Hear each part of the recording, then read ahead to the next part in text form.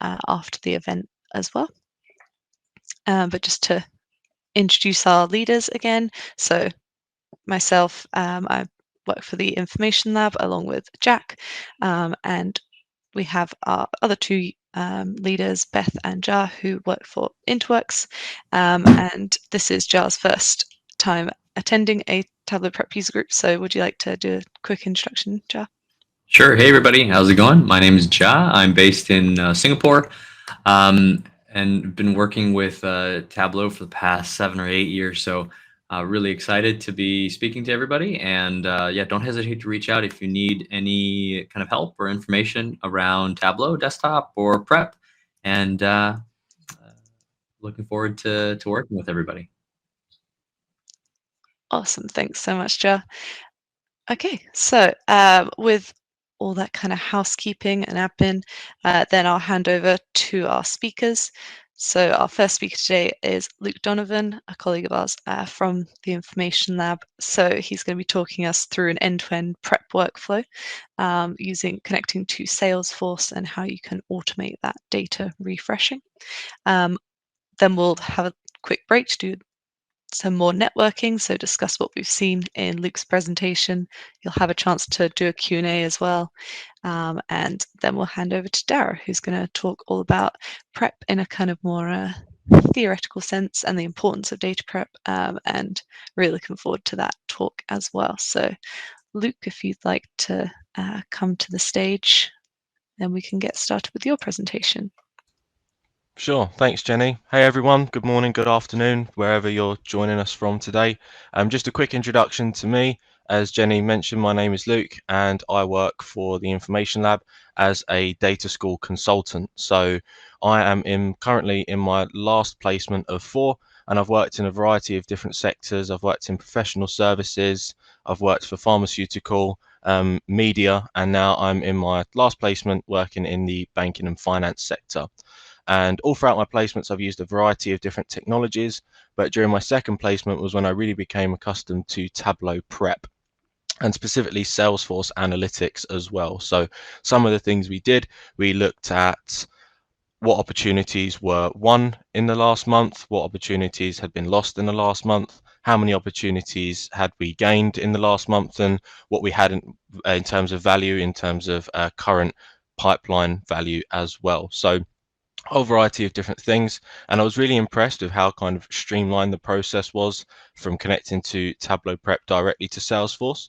So if you don't know what Salesforce is a customer relationship management solution, also known as a CRM, and Tableau now sits under the Salesforce umbrella. So what we're going to do today is we're going to be connecting directly to Salesforce in Tableau Prep. For this demo, I've built my own custom dummy instance of Salesforce, which I'll be connecting to, and I've also uploaded my own data set, but I'll show you the different objects and things that come with pretty much every standard instance of Salesforce. And what we'll be doing once we bring that data in, we'll be cleaning that data and outputting our end result onto the Tableau server. And that's not the end of the journey. From there, we're going to upload our prep flow, and I'll go and walk you through how we actually automate that process so we can have our data refreshed on the 1st of the month using Tableau Prep Conductor. So it's worth noting that in order to get Prep and Conductor, you will need the data management add-on. So without further ado, let's get into it. And as Jenny mentioned, please feel free to put any questions in the Q&A section here on Remo. So let me just share my screen. Okay, whoops, I can see that's a little bit fuzzy. So let me try that again. There we go. Hopefully that should be a little bit better. I saw on the screen it was kind of flickering in and out, so hopefully that's much better for you now. So if you're not familiar, then this is the Tableau Prep interface. This is what you'll see when you first open up Tableau Prep. You can see in the middle here, we get a big icon that says connect to data, which we'll do in a second. But we also have some buttons in the top left. We have the back, save, pause data. And we also have a fairly new feature, which is parameters. I won't be going through parameters today, but it is a handy, fairly new feature in Tableau Prep. So you've loaded up Tableau Prep and you want to connect to your Salesforce data. So how do we do that? So what I'm going to do in the left-hand side is click on the plus button for connections.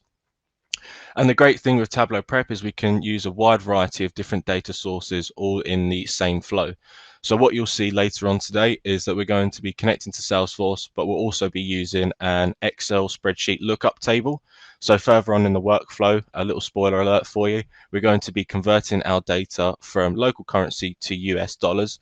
So the great thing is that even though our data is housed in different sources, we can bring them all together in one Tableau Prep workflow. So you can see that we're split up into 3 different sections. We can connect to data directly uploaded onto the Tableau server. We can connect to local files on our machine. So we can either connect to Tableau extracts, as seen here, text files, as well as Microsoft Excel files. And then down here, this is what we're interested in, and we can actually connect to a server. So on the left-hand side here, let me scroll down, and then I'm just going to click on this option here, which is Salesforce. So when you click on Salesforce, you'll get a pop-up window that looks like this, telling you to log into your Salesforce instance. So again, this is my dummy instance and I've got my credentials preloaded in, but all you need is your username and password. So let me hit login, like so, and then it's asking, although it says Tableau Desktop, really this just means Tableau Products. So if you see Tableau Desktop, even though you're connected in Tableau Prep, please don't be confused, it's all okay. So this is just essentially asking if we should allow access to Tableau from Salesforce. So I'll hit allow, and then it tells me that Tableau created this window to authenticate. It is now safe to close, and it is as easy as that to connect to Salesforce. So now we're in our instance of Salesforce, and we can see what that Salesforce instance is. Let me drag out my pane on the left-hand side here, and we can see that my Salesforce instance is the information lab, to dev, so on and so forth. And on the left-hand side here, we have our different tables. So in Salesforce, you have a wide variety of different objects and tables that you can connect to in Salesforce. And I've actually updated my own data set here. But before I connect to that, let me connect to a table that you'll probably be working with a lot, and that is the opportunity table. So if you're working with Salesforce, your opportunity table is where information is stored, such as the close date of the opportunity, the status of the opportunity, and other things that will be relevant to your business stream. So in order to bring this in, all I need to do is left click and drag this table here that says opportunity, and then drag that onto the canvas. And this is where we're met with the input stage interface. So what I really like, and something that I was pleasantly surprised at when I first started using Prep with Salesforce, was this column here called link. So if you work in analytics, I'm sure you've had it where you have specific lookup tables and you have pieces of information such as IDs or something like that that you need to link to other tables, but you're not 100% sure on where those sit, so you have to speak to the data architecture folks or someone like that. But luckily in Prep, when we connect to Salesforce, we actually have this linked fields, and it tells us where these linked fields actually sit in specific tables. So for example, we have a field here called account ID. So this account ID will tell us who the account is that the opportunity belongs to. And what I can do is I can click on the key here, and it's telling me that the related tables is the account. So in the opportunity table, all we have is the account ID. But if I actually want to find out who that account belongs to, I can then bring in the account table and then connect via account ID, and Tableau Prep, again using the familiar interface that we have, tells us that this information lies in the account table. And what we also have is we have some information such as the field name, any changes we make, as well as a data preview. But something I'm really interested in is these first 2 columns. So we have some tick boxes, and what these tick boxes are is essentially we're selecting or deselecting columns from the very beginning that we want to bring forward and use for our analysis. So by default, obviously everything is ticked, but let's say you only wanted 3 or 4 columns from this specific table. Rather than bring those in and then manually delete them one by one, what you can do is just tick and untick your desired columns. So for example's sake, let's say I wasn't bothered by stage name, so I can untick that. I can untick type and lead source here, and now Tableau Prep will get rid of those from the very beginning input step for us. And then we also have some information about the data types coming in. So that's enough about kind of general Salesforce. Let me delete this opportunity table, and now I'm going to bring in the table I'll be using for our analysis. So this is called a prep user group demo. So this is the table I'll be using. And just to go through what the table is, it's just some dummy data about some sales, as well as people's names, the credit card numbers, and local currency.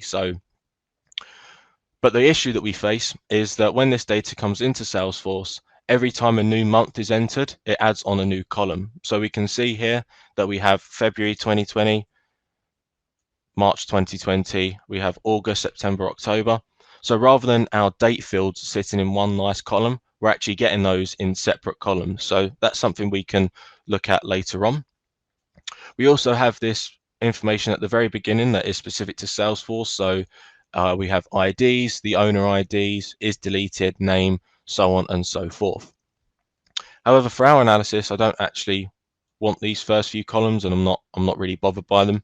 So what I'll do in the input step is I'm actually just going to deselect those ones that we're not bothered by. So let's get rid of ID, owner ID, is deleted, name, created date, created by, last modified, system, last activity date, and last referenced. So now all we're left with is the information relevant to our analysis. So let's go back to our clean one step. So your clean step is kind of a little bit of a Swiss Army knife. So you can do a whole bunch of different things in your clean step. You can create new fields, you can rename fields, you can delete fields, you can create some calculations, you can filter. Typically, the clean step is where I first go to whenever I bring data in and I want to investigate further. It's kind of muscle memory for me now. As soon as I bring in a table, I put in a clean step straight away. You may notice that for each of our columns, we have a suffix at the end, which is __C. So this is something that is a prerequisite to Salesforce and something that is added in. But in order to clean this up, let's get rid of that __C. So what I could do is I could manually go in. So where we have card number at the front, I could manually go in here and double click and then delete the __C. However, we have 30 different columns here, and that might take me a while, and this is Tableau Prep, so let's see if we can do this in a dynamic way. So let me undo that change in the changes log in the left hand side here. So any changes that you make, you will find in the changes log. So this is really handy for documentation purposes. If anyone else was to pick up your workflow, or if you wanted to see what you're actually doing in specific steps, then this is a really great place to go. So let me undo that change, and we can see what that change was by rename field from card number __C to card number. So I'm going to undo that, and I'm going to choose this option here of rename fields. So this now gives me the option to rename all fields in a blanket approach. So what I'm going to do is we have three options here. We can either replace text, we can either add the prefix or add the suffix. And in this instance, I'm going to replace the text. Now the text I want to replace is __C. And then what I'm going to replace it with, as we can see here, we can see replace with leave blank to remove text. So because I want to get rid of it, I'll just leave this blank and then hit rename. And we can see here that this is going to affect 30 different fields. So let me hit rename and then go back to my profile pane. And we can see there in the left hand side that all of our fields are now renamed, and we no longer have the __C suffix. And something extra that I want to do is, rather than have this underscore in the middle, I just want to get rid of that and I want to have a space instead. So I'm going to go back to rename fields and then again replace text, but this time I just want to replace the underscore and I'm going to replace that with a space instead. So the great thing about this as well is that Tableau Prep will tell you what you're currently matched with and then what it will look like in terms of a preview. So if I get rid of that space, we can see here that Tableau Prep has matched all of these different underscores here. And I'm going to replace that with a blank, and then it highlights this in a light blue form for us to let us know that this is the replacement. And we can see here now that this only applies to 26 fields. And that's because we can see the fields department and username, they do not have an underscore, so they won't be affected. So let me hit rename, and now we have our data kind of nice and clean for us. Well, the column headers anyway. There's still a fair amount to do before we kind of publish this up to Tableau server. So again, the problem that we have is our months are in individual columns. So what we need to do is we need to pivot this data out to enable us to have 1 month column, because if we want to analyze this in Tableau and we want to have some month-on-month analysis, then all the data needs to be in one column for us. And generally, it's good practice to have your data structure in a flat file form so that one row is one record rather than individual records being split out by the different columns here. So what I'm going to do is I'm going to press the blue plus button here by the side of my clean step and then choose the pivot step here. This is your pivot interface. So on the left hand side we have a list of all of the different fields we can pivot, and then in the middle here it tells us what we're currently pivoting, but we use a drag and drop interface as is kind of known with the Tableau suite. And then we can choose whether we want to pivot from columns to rows or rows to columns. In this case, we want to stick with columns to rows because we want August, September, October, for example, to all be in the one column. So let me select my columns that I want to pivot. So I'm just going to select all of the different months that we have here using a combination of using my control key and the shift key as well. So all of my different months are highlighted here. So now what I'm going to do is just left click and drag and then drop those in pivoted fields. So we can see in the left hand side we have our fields that are left. So we have card number, currency, so on and so forth. And now we can see we get 2 new columns. We get pivot 1 names and pivot 1 values.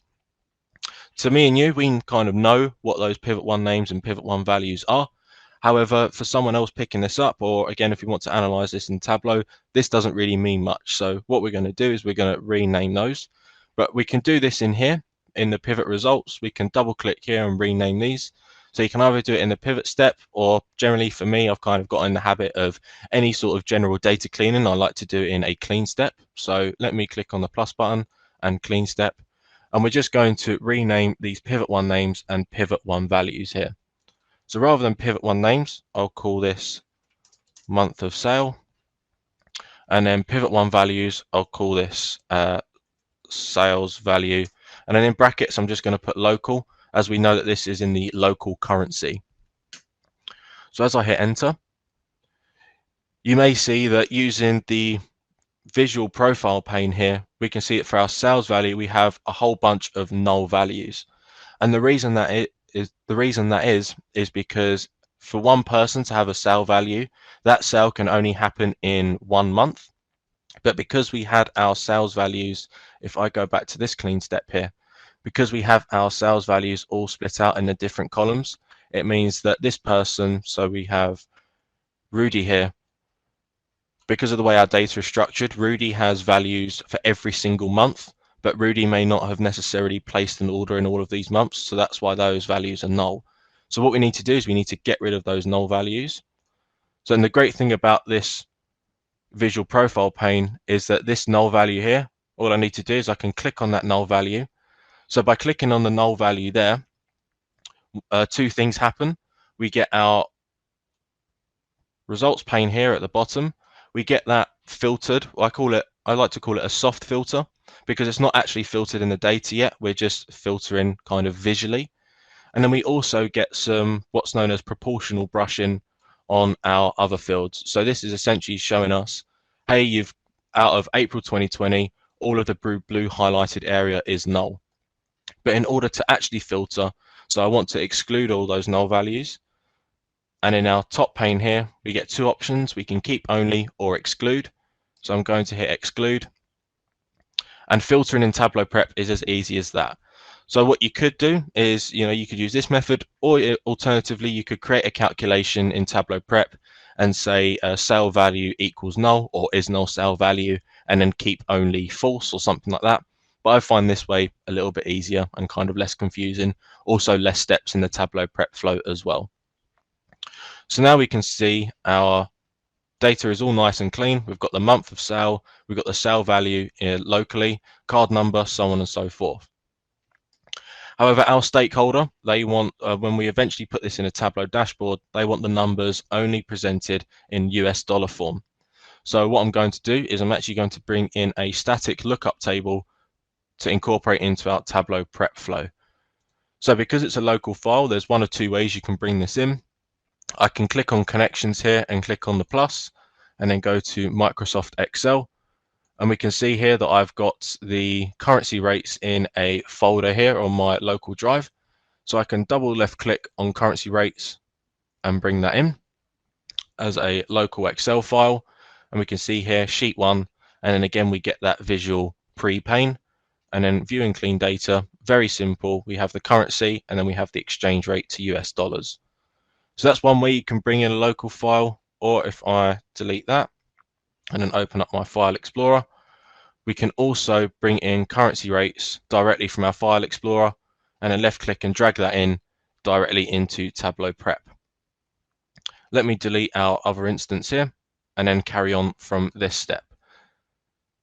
So we have our currency and we have our exchange rate to US dollar. So this is what we need to this is what we need to times by in order to get it to US dollars. So what we can do is we can join on the currency. So if we go back to our original data set here, we can see we have a currency field, and that's what we're going to be joining on. So in order to join, I'm just going to move this over on our canvas to the right hand side a bit. And then using this clean 3, again, we didn't actually do anything in this clean step. It was just to kind of investigate the data. So I'll left click and drag and then hover and drop that over our last clean step in our original flow, and then highlight and drop that over the join option. So there you saw two options. You had join or union. However, in this specific use case, we want the join option. And then I'll just very briefly go over the join tool configuration. So here we have our join clauses. So we specify to Tableau Prep what it is we actually want to join on. So here we're saying where currency is equal to currency. Tableau Prep has preloaded this in for us as we have currency twice in the data. So Tableau Prep has said, hey, because you have this twice, you probably want to join on that. If we didn't and we wanted to get rid of it, we can just hover over here and then click on the X button. We have the join type that we're doing, so we can specify what join we want, whether we want a left inner join, a right inner join, or a right outer join, or a full join, or something like that. The default is inner. And then one thing I really like about this join setup is this visual pane of the summary of join results. So when you join up your data, Tableau Prep will let you know the status of that join. So it will tell you how many results from each of your inputs have joined and how many have excluded. And on that excluded point, we can also see that from clean 3, which is from our currency data, we have one record that has been excluded. And then to investigate that further, we can see in the join clause in the middle here, we can see that AUD is red.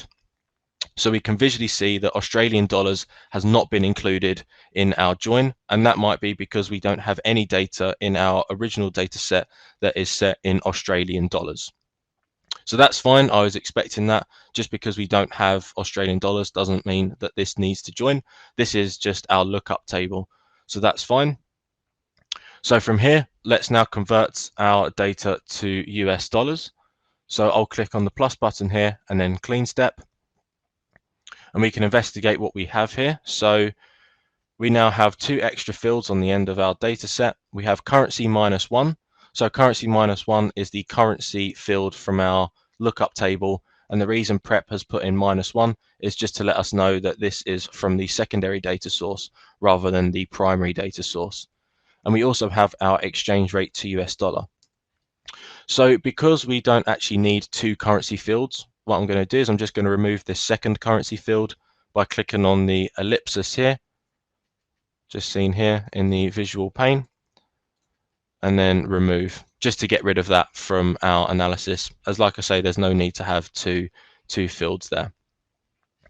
So we have our sale value in local, we have our exchange rate to US dollar, which is what we need to times by. So in order to do that, let's go and click on create calculated field. and then I'll call this sales value USD, and I might put in a $ as well. Very simple calculation that we need to do here. We just need to do our sales value local times by our exchange rate to USD. And then let's see if I can make this a little bit bigger. Nope. So unfortunately, that's staying really small. So hopefully you can see that. All we're doing is we're doing the sales value local times by the exchange rate to US dollar. So let me hit save. And now that new field is now added to our data set as the first row here. So we can now see we have the sales value in US dollar, and we also have the sales value in local as well. One final thing before we output this data is, let's say in our stakeholder requirements, one of the things would be to have a look at this view in terms of month-over-month sales. So we want to see in September 2021, how did that compare to August 2021, for example. So in order to do that, we actually need our month of sale column as a date. So from our data type, we can see at the moment it is ABC, therefore a string.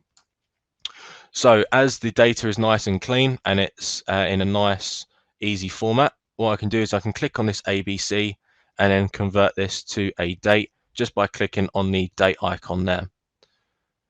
And by doing that, Tableau Prep now intuitively swaps that over to a date field. So now we can see rather than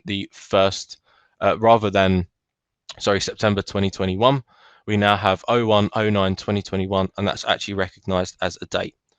Just a caveat with that option, that is entirely dependent on your data structure. So providing your data is nice and uniform and is in a nice string format, then this will work. Otherwise, you may have to mess around with date calculations. But if your date is in the nice format as we saw before, then this method is really nice and easy just to convert your dates into actual date points. So that's our data nice and clean. So now let's publish this up to the server so myself and the members across my team can use it in one centralized place. So to upload it to the server, let me click on the plus button, and then the last tool we'll be using is this output tool here. We have three options to upload this data source. We can upload it to a file, publish data source, or a database table. So if you want to publish back to the database, then you use this database table form. But I'll use publish data source, which will publish directly to the server. You can see at the moment I am not signed into any server. So what I'm going to do is I'm going to sign in to the Information Lab server. So I'll click to select a server, and then sign in. And then let me just grab the server name from my other screen. So this is our server, and then I'll hit connect. And then we should get a pop-up here. So I'm just going to sign in off screen. So bear with me 2 seconds while I just sign into the server. And then once you've signed in, you'll get the option to select a site. So I'm just going to click on the Data School website there, as that's where I've set up a project on the server for all of the demo objects to go into. So select a project. I'll go to my project, which is Luke Donovan Tableau Prep User Group, and the output, I'll call this final clean data. And you can put in a description if you want to, so you can say monthly results from Salesforce or something like that. And then we have two refresh options. We can either create the table. So what this will do is each time we run it, it will drop the previous view and then create this new view. Or we can append to table. So every time we run this, it will append to the bottom. So if you want to look at kind of current values versus previous and historic values, then append to table might be a good option for you. But let me just leave this as create table. And then last thing to do is hit run flow. And then now, whilst this is publishing up to the server, we know that this process works. We connect to Salesforce, but the main thing is, how do we automate this process and how do we make this process dynamic? So yeah, it's great. We're connecting to Salesforce and we're getting our monthly numbers or something like that. But rather than someone have to go in locally and press run, how do we actually automate this process so that our Tableau dashboard stays as up to date as possible? So in order to do this, we can use the functionality of Tableau Server, and specifically we can specifically use Tableau Prep Conductor. So what I'm going to do is, first off, in order to use Tableau Prep Conductor, we need to publish our flow to the server. So what I'll do is I'll click the server option in the top left here, and then go to Publish Flow. And then I'll select my project, which is Luke Donovan Tableau Prep User Group.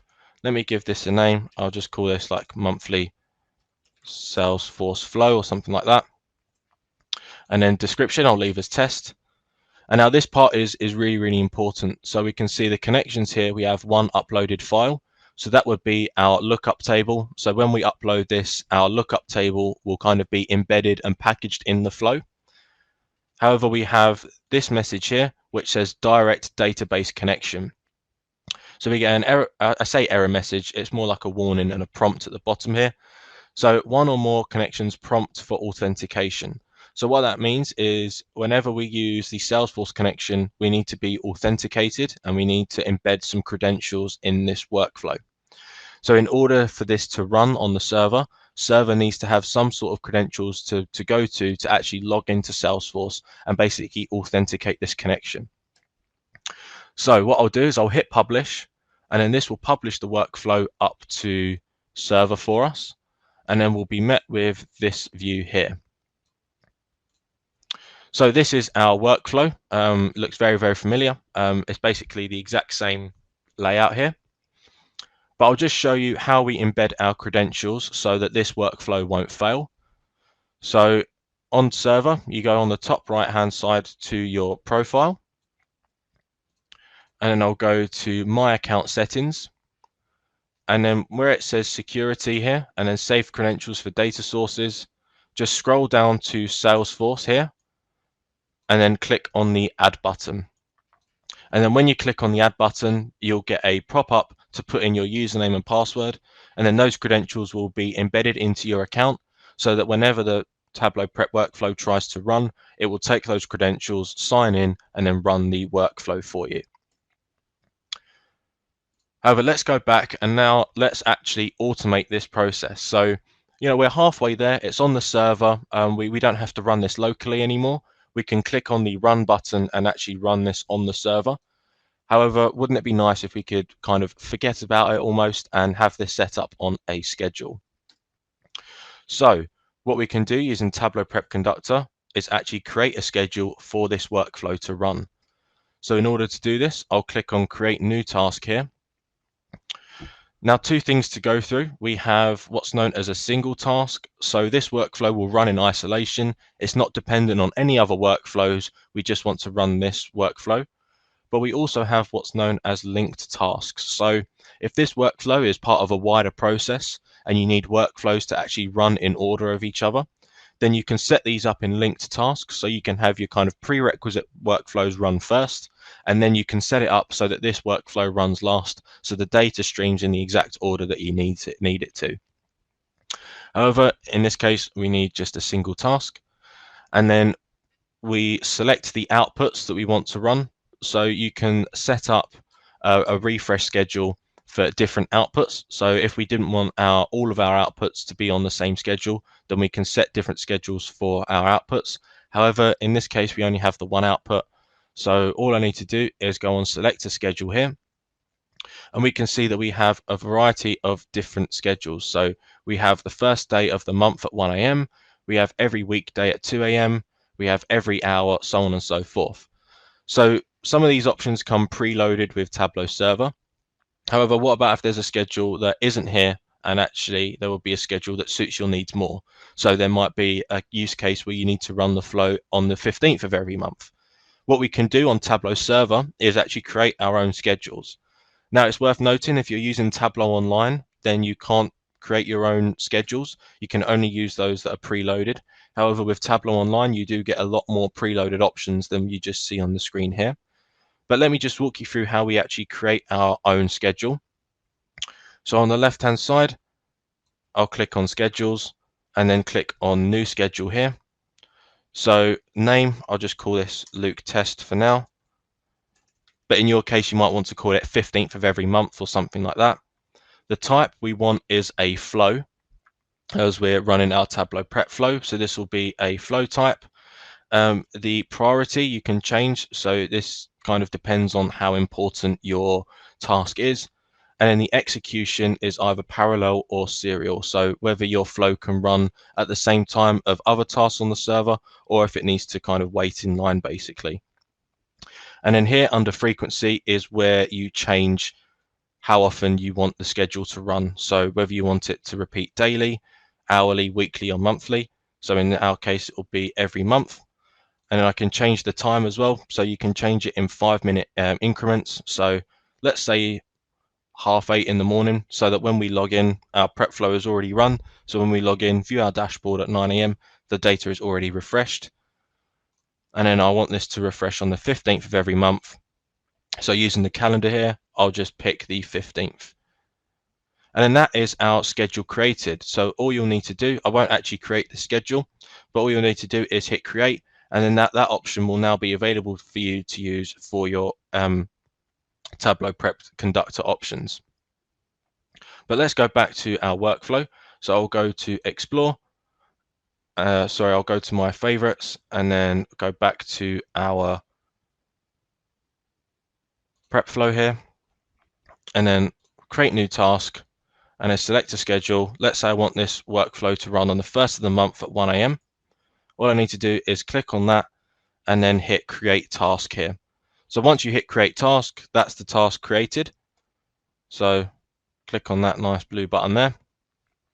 And we can see at the pop-up, new flow task created. And you can see a list of all your different tasks on the server on the left-hand side. I believe this sort of stuff is only available to you if you're an administrator on the site.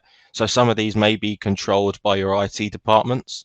But I can click on tasks here, and then we can see here that our, let's see if we can find it here, under flows. So first off, we were looking at extract refreshes. Because we're working with a Tableau prep flow, we need to make sure we're looking at flows. And we can see here that we're seeing our monthly Salesforce flow scheduled on the 1st of the month at 1 a.m. And that is how you set up your Tableau prep workflows to run on the 1st of the month. So very quick roundup. We connected to Salesforce. We had a look at our different objects and using Tableau Prep's interface of linked fields. We cleaned up our data using a variety of different techniques such as filtering, pivoting, joining, and stuff like that. We then published our data onto the server, and then we published our workflow on the server, and we created a schedule so that our workflow could run on the 1st of the month, every month, and have our data refreshed, and we don't even have to worry about it. So that is our Tableau prep journey completed. So let me stop sharing. I will be around for a little bit for a Q&A.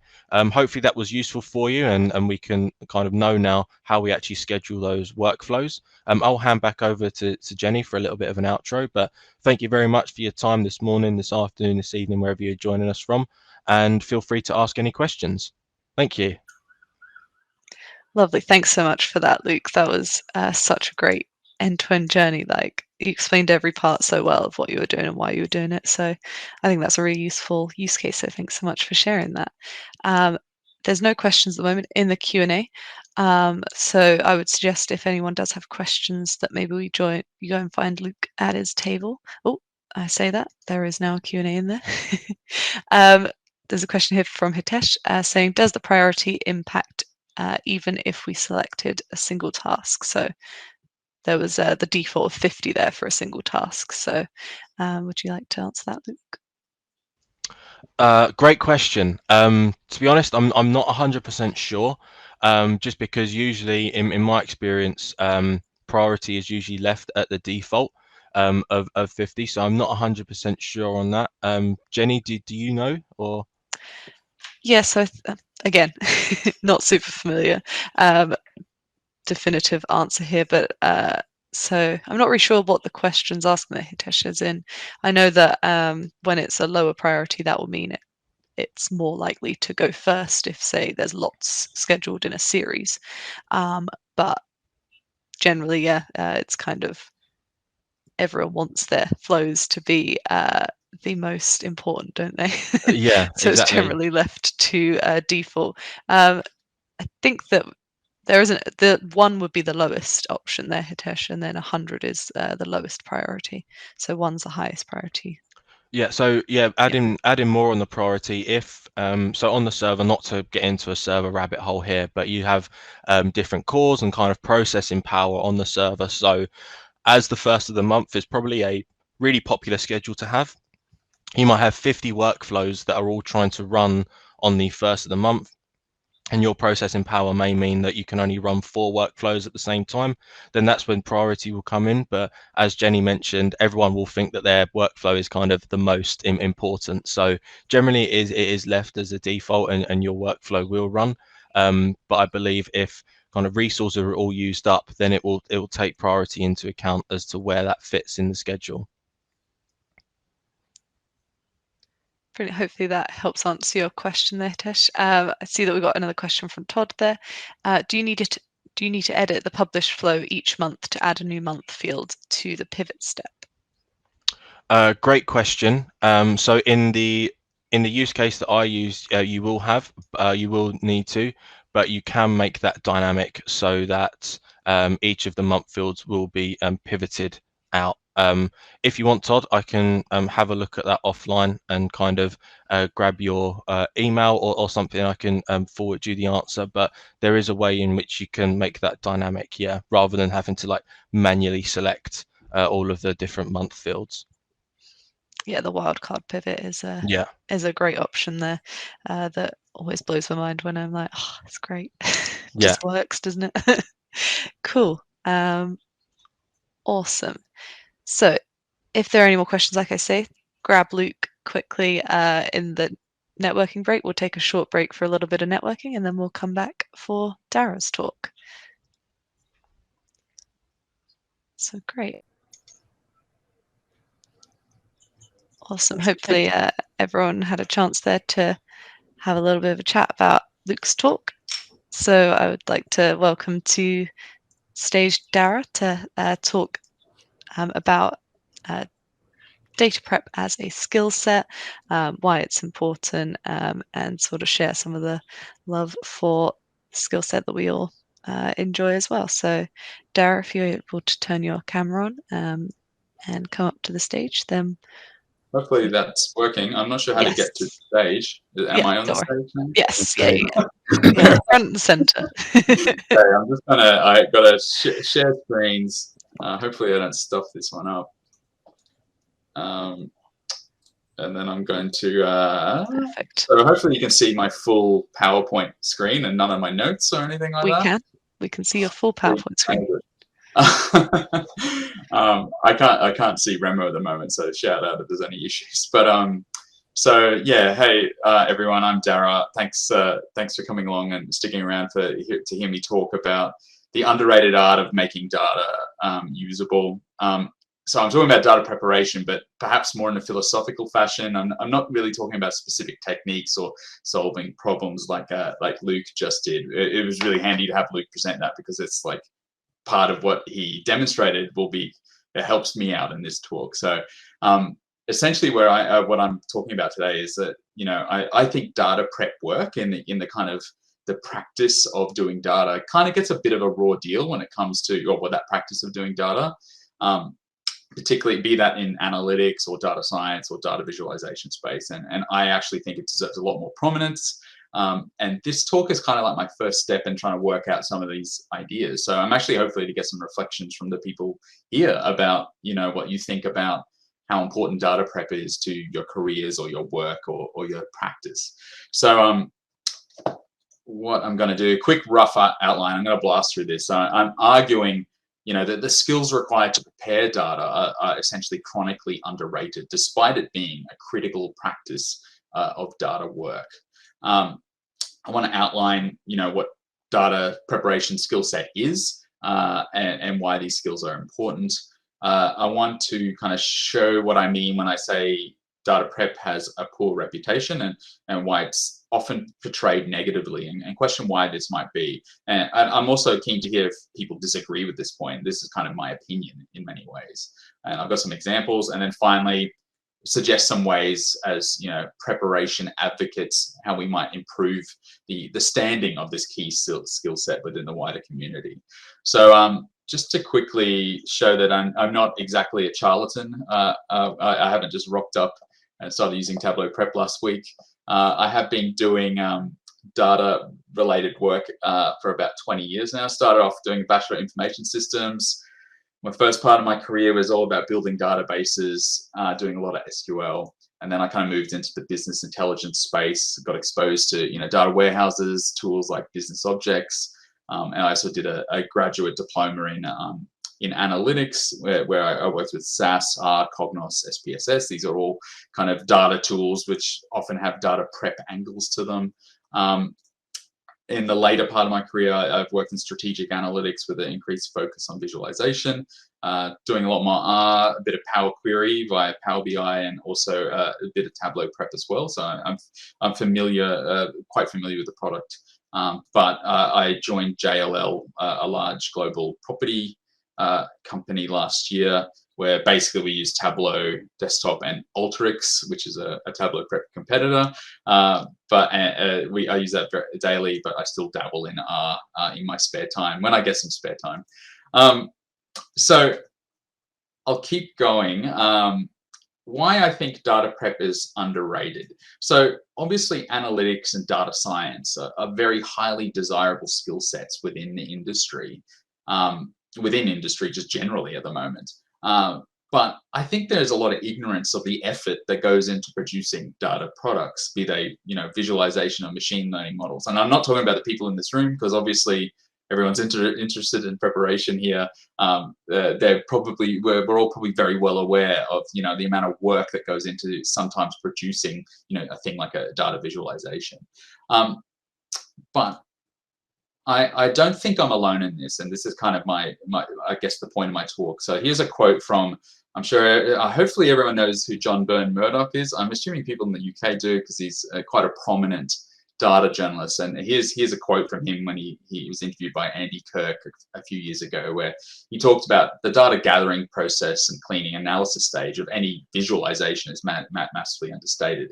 Now, he's talking about visualization work, but I would extend that to things like machine learning or just general analytics or insights.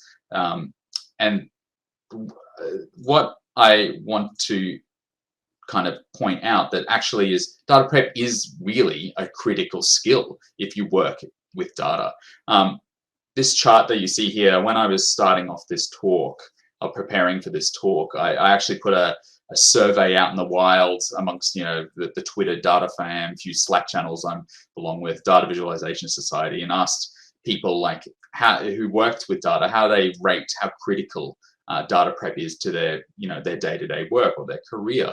So on a scale of 1 to 5, with 1 being non-essential, 5 being essential.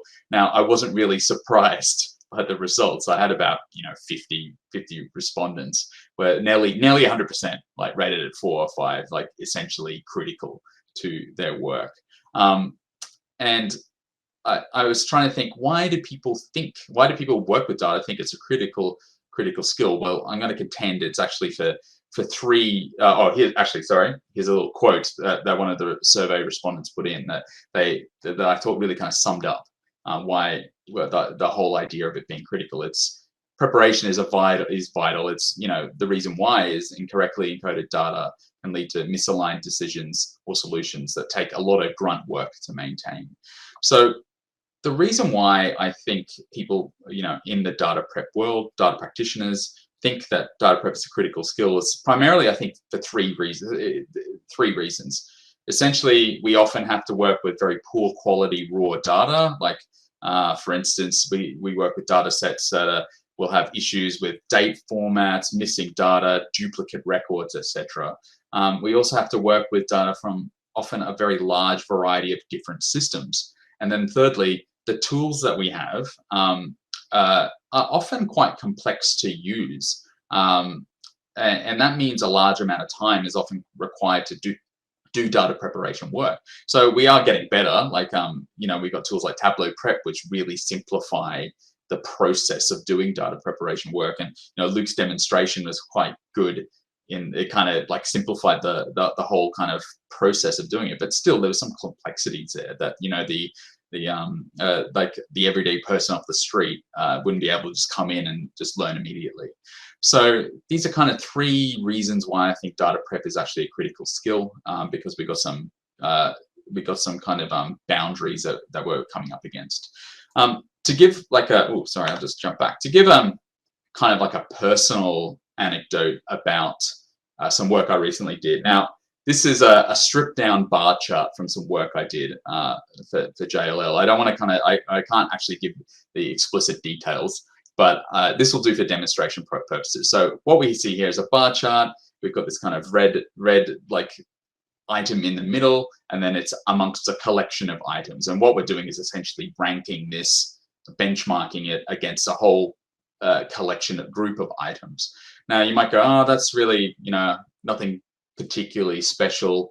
It's just a simple bar chart. But I just want to kind of give you an idea of like the amount of work just to make that bar chart and a few other kind of dashboards that went into the data preparation. So firstly, I had to source, import, and join, you know, data from at least 10 different data systems. That included like map files, Excel files, our data warehouse as well. I had to do that. I had to then, you know, set data types, fix all the relevant anomalies, errors, missing data, deal with strings and incorrect date types, which is kind of like something, you know, every data prep person has to deal with at some point. I want to say for the record that day, month, year should be the only date type that we need. None of this American date type stuff. I'm kidding, of course. The next step was, you know, I'm detecting and dropping anomalous data like outliers, because I was kind of building distributions on the fly in my prep workflow. I was undertaking statistical calculations to measure variables correctly, sort into groupings. Then I was densifying the data set, make it richer, adding stuff in, consolidating variables as I went, and then finally outputting that to tables, then, you know, linking that together in like a star schema conceptual diagram, just so I can get to the point of being able to create visualizations of it. So I went back and had a look at how long did this take, because actually this is part of a big project, but I estimated it was like 150 hours. That's 4 weeks work. But the thing about it is, my overall point here is that, you know, particularly with data preparation work, particularly with projects with like high complexities, like a lot of this work is hidden, despite its being central to the, you know, the practitioner's practice of doing data. So that's kind of just a personal anecdote. Hopefully that worked out for you guys. Anyway, so I want to quickly talk about what do we mean by data preparation. And I mean, Luke kind of just demonstrated what exactly it was, but essentially, in terms of a definition, it's, you know, it's the process on which we focus on determining what the data is, improving its quality and its completeness, standardizing how it is defined and structured, collecting, consolidating it, and taking transformation steps to make it useful, particularly for reporting and analysis. And you could also tag onto the end of that data visualization, machine learning models, etc., etc. It's the process of manufacturing usable information in order to build insights. It's also, you know, it's a data preparation is like, it's not just one thing, it's a suite of different skills, different sets of skill sets, and also tools. I've just listed a couple that people might regularly use: importing and joining data, pivoting and transposing, so exactly what Luke was doing in his demonstration, fixing anomalies, enriching data, and also doing data quality checks and, you know, validation rules.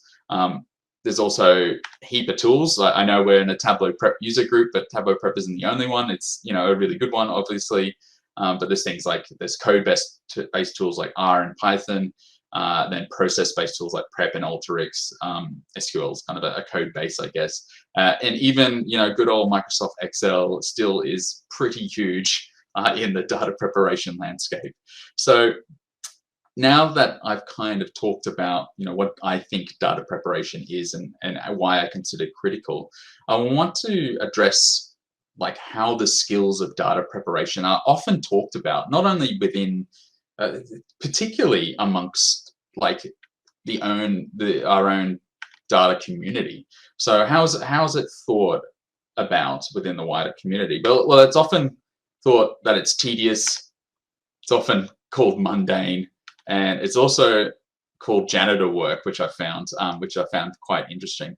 Now, I find this like negativity around data. I consider it's got a bit of a bad reputation, which I find interesting because I actually really enjoy data preparation work. Maybe I'm a bit of a masochist.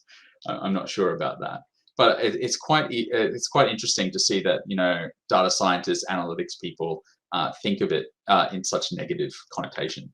I just grabbed a few quotes here from various data people that I found on the internet. Michael Driscoll, the CEO of Real Data, wrote 10 years ago that he describes data preparation, or munging as he calls it, as a suffering, that it's a painful process of cleaning and passing information. Max Moheby, the co-founder of Iodine's data company, he calls it being a data janitor. And then interestingly, he goes, it's the kind of step that you need to get to do the sexy things, which I guess is like modeling or machine learning. And more recently, Anaconda, which is, I believe, like a platform for essentially data science.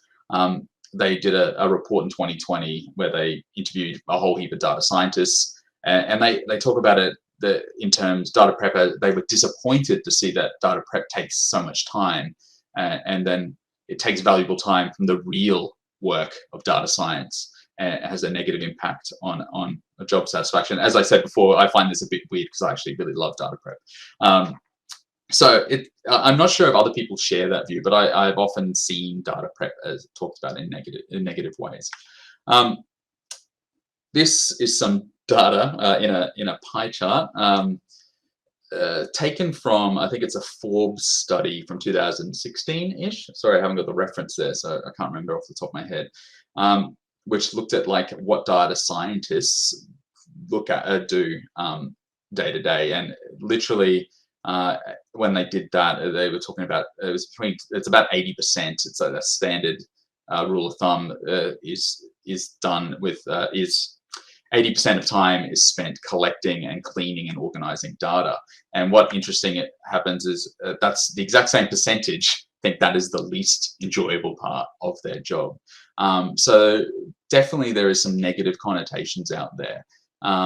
A more recent survey done by the same Anaconda study still showed that data cleansing and loading, as they call it, still takes up almost 50% of people's time, which I find kind of interesting. Like I said, I don't mind doing it, but it's quite interesting that it takes up so much of people's time, and also quite interesting why people think of it so negatively, because I conceptualize it as part of the job. But I was trying to figure out why this is. Why is there so many people out there that don't like data preparation? And I was thinking today is why is this the case? And I think maybe it's not so much using the tools like data prep or Alteryx or R. I suspect people actually like getting those skills, but I think it's more of a case of shooting the messenger.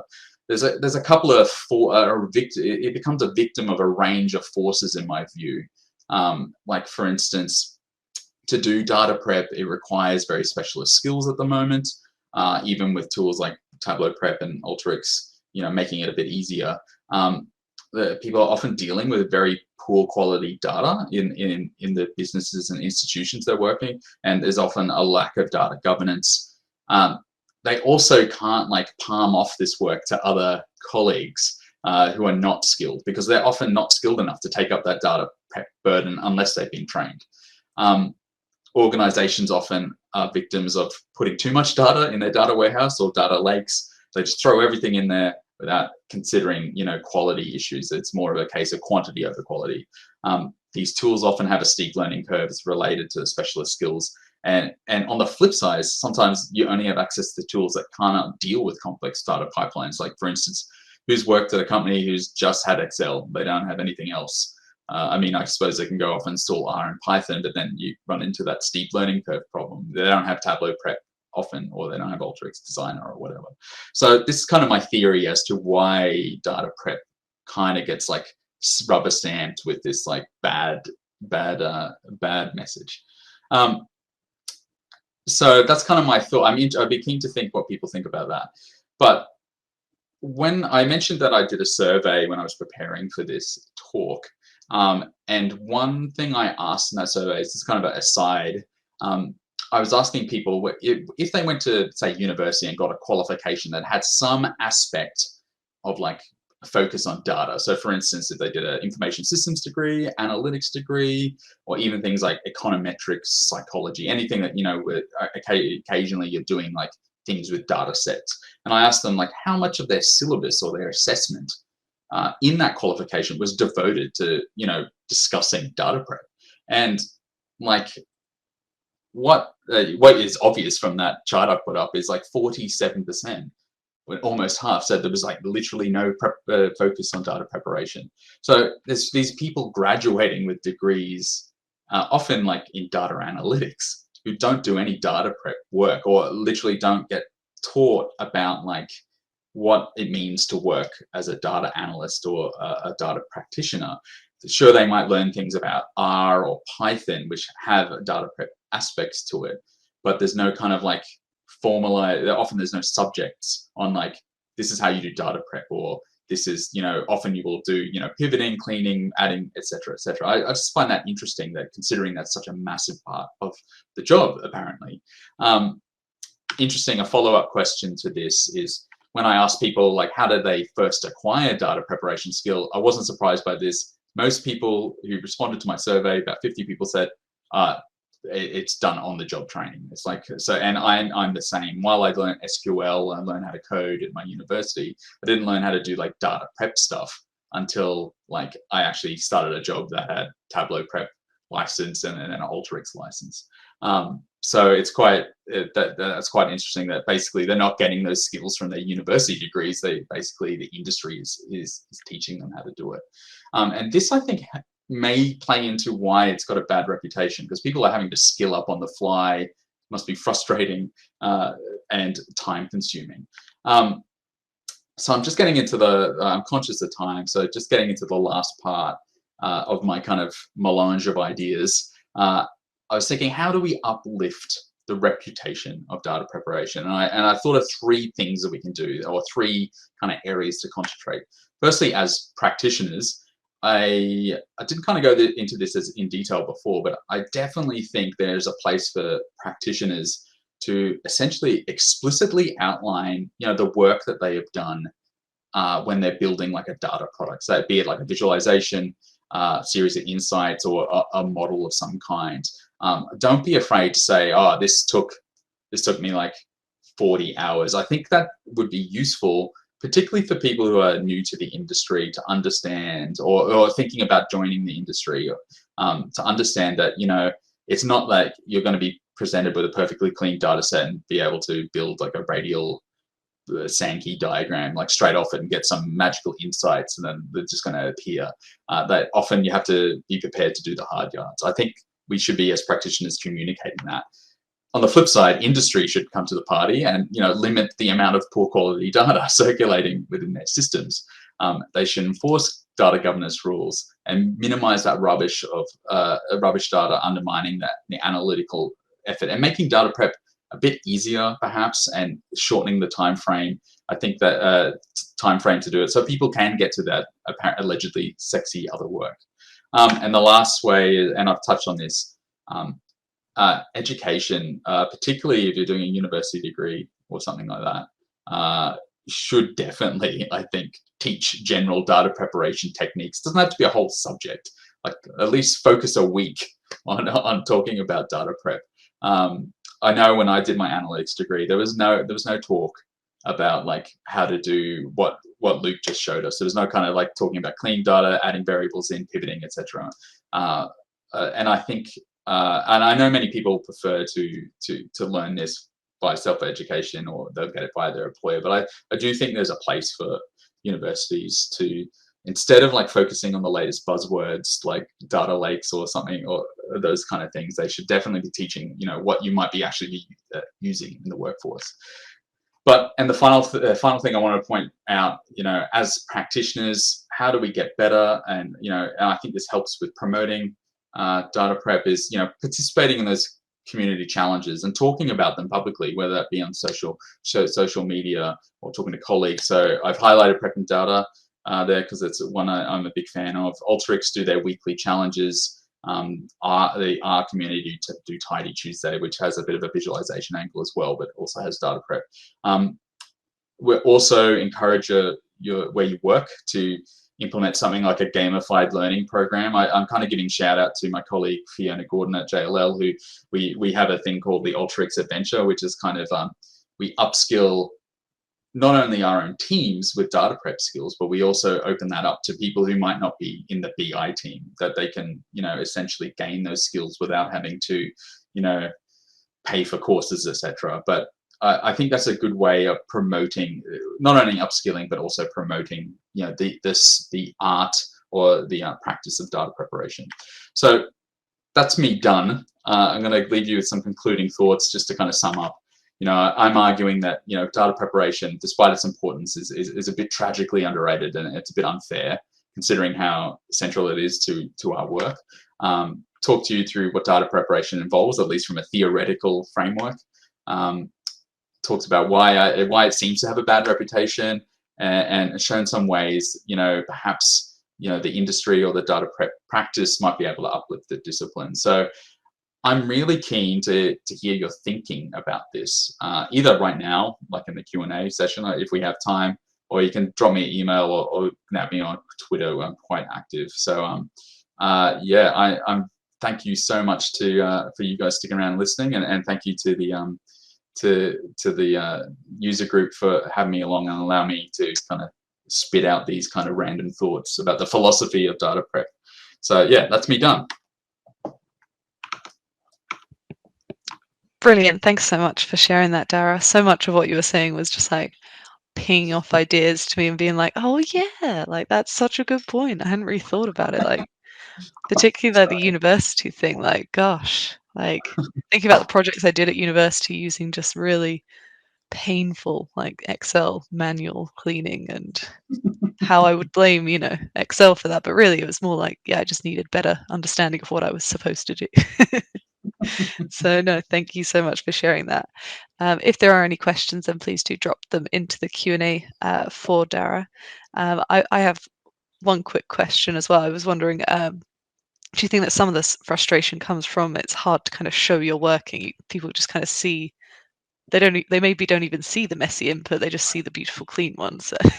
Yeah, oh yeah, 100%. I mean, and I think it's like, what are the strategies like for communicating that? Like it's hard, like it's a bit hard to like just go, oh, here's my R code. Yeah. Like, I mean, you can publish it on GitHub, I guess, or you go, here's a screenshot of my prep flow. And I know in the Prep and Data channel, like people do that, but I actually think it's kind of interesting. One thing, I'm not sure if I touched on it, like particularly to executives within, like, say your company, say, I don't know, JLL or something. I think it's kind of somewhat imperative on, the practitioner to kind of communicate, this isn't easy, this costs, it takes this many hours. And perhaps that you go, if you just like, got your IT team to fix up the data governance rules and make sure people are not inputting strings as numbers, you can cut down this time. I guess it's kind of, we have to perform like an advocacy role. Hopefully I kind of answered your question. I kind of went off on a tangent. No, definitely. No, I agree. It's so easy to just show the end product. This is the dashboard we made off of it. This is the model. This is the result. But we need to maybe there's an action on us to communicate a bit better. This is all the work that went into getting there. Exactly. Great. If there aren't any questions, then thanks so much for your time, Darragh. Loved hearing you present and all your ideas. No I'll be chewing those over the coming days. So I'm just going to present a couple of final slides to finish us up. So thank you everyone for coming today to this event. If you're interested in some free Tableau prep training, then the next one being run by the Information Lab, the next Thursday training at 3 UK time, is on the 12th of May for Tableau Prep Advanced. You can get there via this link here, the till.bi/prep TTT. They will be restarting again probably in June time from the beginning. So if you're interested in Tableau Prep Beginner, keep a lookout there on our Eventbrite for that training. And if you've enjoyed the speaking today and you'd like to speak at a future Tableau Prep Use group, then please feel free to sign up to speak at till.bi/prep signup as well. And just a quick note for Tableau Conference, which is coming up next month. Myself and Jack will be attending in Vegas, but of course it is virtual and in person. So if you're virtual, then you can sign up for all the videos that will be streaming and seeing all the different insights there. And if you're coming to the in-person, then please do find Jack and I. We'd love to meet up with some of you and talk all things Tableau Prep.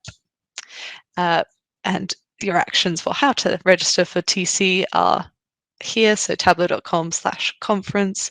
You can do yourself a little snap in the virtual photo booth so that you're keeping connected on Twitter, for example, with the hashtag data22. So thank you everyone for coming today to this Tableau Prep user group. We just about managed to finish in time, but we'll also stick around for a little while afterwards to do some networking if that's what you'd like to do. So feel free to come find us on the tables and chat with us. So have a great day, everyone.